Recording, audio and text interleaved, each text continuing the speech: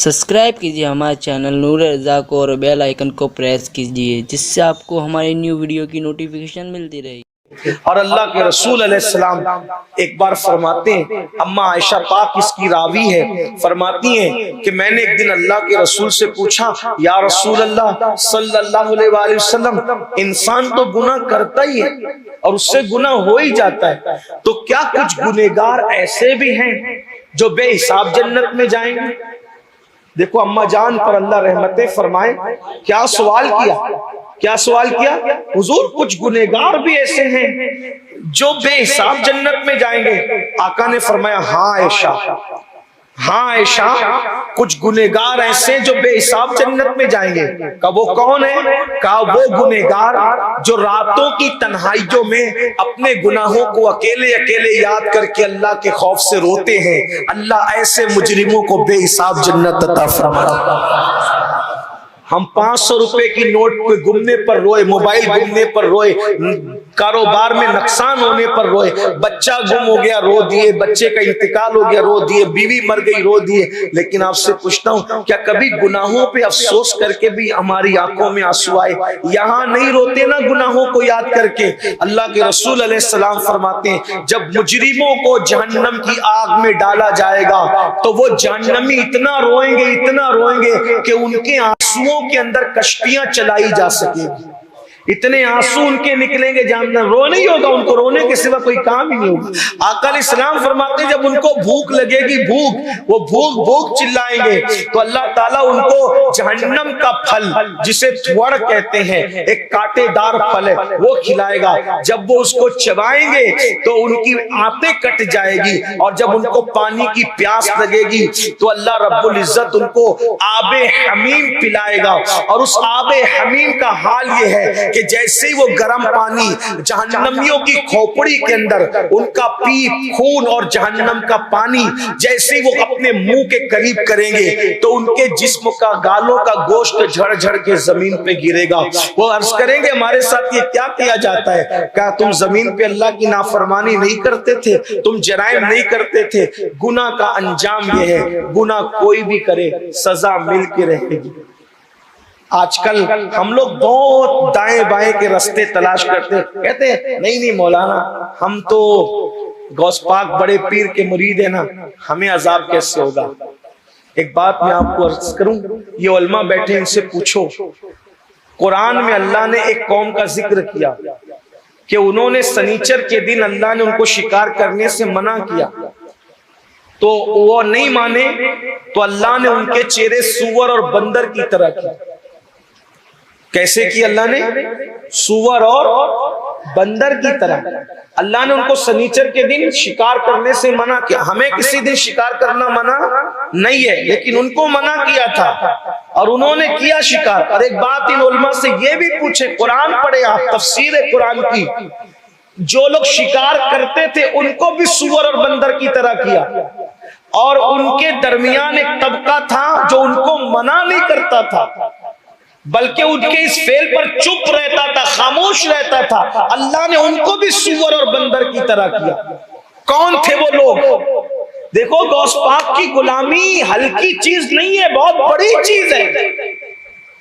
लेकिन हम गुलामी सिर्फ जबान की हद तक रखते हैं या गौसल मदद की हद तक, वरना असल गौसियत माप की गुलामी ये है कि अगर चोर उनका दामन पकड़ ले तो वो कुतुब बन जाता है। हमने कैसे दामन पकड़ा कि हम नमाजी भी ना बन सके? इसका मतलब दामन गौसियत में कमी नहीं है, हमारी तलब में कमी है। हम कहीं ना कहीं चीटिंग बाजी कर रहे हैं, या रसूलुल्लाह के नाम पर, गौस पाक के नाम पर, बुजुर्गों के नाम पर। वरना ये नाम इतने कीमती है कि जिसको नसीब हो जाते हैं उनका बेड़ा पार हो जाता है। पूछो उलमाए किराम से, पूछो कुरान की तफासीर से, इब्ने अब्बास से लेकर साहिब नईमी तक पूछो कि जिनके चेहरे अल्लाह ने सनीचर के दिन शिकार करने की वजह से सूअर और बंदर की तरह किए थे, वो कौन लोग थे? तो आपको मालूम होना चाहिए वो औलादे पैगंबर थे, नबियों की औलाद थी, नबियों की। तो नबियों की औलाद अगर अल्लाह की नाफरमानी करे तो अल्लाह उनके चेहरे सूअर और बंदर की तरह कर देता है। آپ سے پوچھتا ہوں غور فرمائیں، ہم اللہ کی رحمت پر توجہ کیے ہوئے ہیں، ہم اللہ کی غیرت پر توجہ نہیں کر رہے۔ قوم لوط پر اللہ نے جو پتھروں کی برسات کی، جو اس پتھر سر پہ آتا، سر پہ، اور پورا جسم چیرتے ہوئے نیچے سے نکل جاتا، پتھر ہلاک کر دیتا۔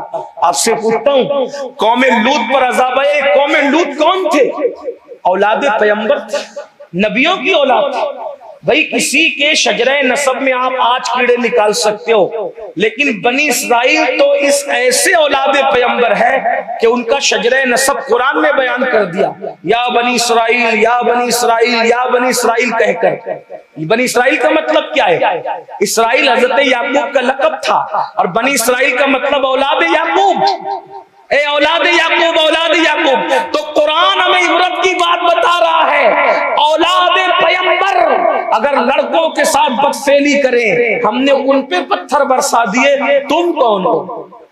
اولاد پیغمبر ہمارے منع کرنے پر سنیچر کے دن مچھلی کا شکار کریں، ہم نے ان کے چہرے سور اور بندر کی طرح کیے، تم کون ہو؟ کچھ لوگ کہتے ہیں نہیں نہیں ہم پہ عذاب نہیں آئے گا۔ ہم نے کہا کس نے کہا؟ علماء سے حدیث سنتے ہو، اس کی معرفت نہیں رکھتے، اور اپنی مرضی سے معنی نکالتے ہو۔ اس امت پر اجتماعی عذاب نہیں آئے گا، لیکن انفرادی عذاب آ کر رہے گا۔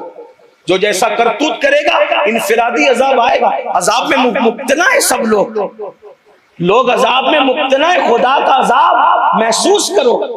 یہ جو کہتے ہو نا مولانا سب کچھ ہے، سکون نہیں ہے، کیا ہے؟ اللہ کا عذاب ہے۔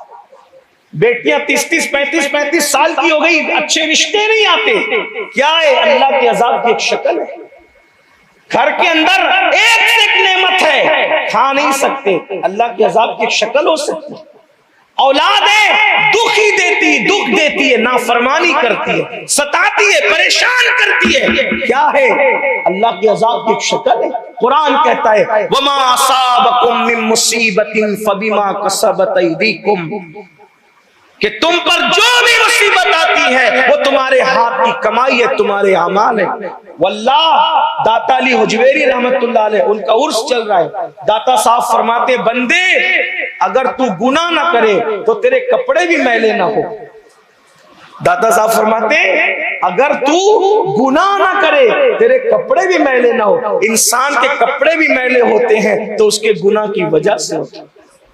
اور آپ اس پر ایک دلیل خوبصورت فرماتے ہیں، کہا کہ میں اپنے پیر و مرشد کے ساتھ اور میرے پیر بھائی بارش ہو چکی تھی، پیچھے پیچھے جا رہے تھے، ہمارے کپڑے کیچڑ میں بھر گئے، مرشد کے کپڑے پہ کیچڑ کا کوئی اثر نہیں تھا۔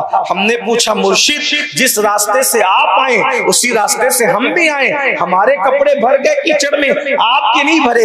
مرشد نے مسکرا کے کہا جو گناہ نہیں کرتا بیٹا خدا اس کے کپڑوں کو بھی میلا ہونے سے بچا لیتا ہے، جو گناہوں کے دھبے دل پہ لگنے نہیں دیتا خدا اس کے کپڑوں کو دھبے سے محفوظ فرما لیتا ہے۔ حدیث پاک ہے مومن کو کانٹا بھی چبھتا ہے تو گناہ کی وجہ سے، مومن کا چراغ بھی بجھتا ہے تو گناہ کی وجہ سے، مومن کو ٹھوکر بھی لگتی ہے تو گناہ کی وجہ سے۔ کیا مطلب نکل رہا ہے؟ اگر مومن گناہ کرنا چھوڑ دے اس کو انشاءاللہ کبھی کانٹا بھی نہیں چبھے گا، کبھی اس کا چراغ بھی نہیں بجھے گا۔